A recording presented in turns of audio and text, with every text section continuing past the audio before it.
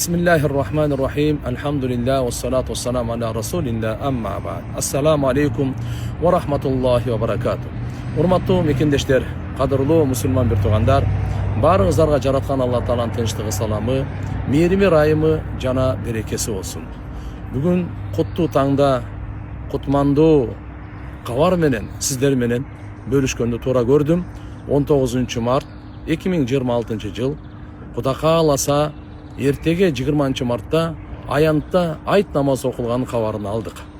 Бул өтө алхамдулилла чоң кубаныч, чоң ийгилик, чоң бакыт. Президентибизге Садыр Нуркожоевичке чоң рахмат айтабыз, терең ыраазычылык билдиребиз. Элибиздин жүрөгүндөгү көйгөйүн, арманын орундатты. Алла субханаху ва таала баарыбыздын туткан орозобузду кабыл кылсын. Келе жаткан айт майрамыңыздар маарек болсун. Жыл бою жакшылыкта, ийгиликте, бактылыкта, жеңиште болойлу. Кийинки Рамазан айга Алла Таалам баарыбызды эсен аман жеткирсин. Салам алейкум ва рахматуллахи ва баракатух.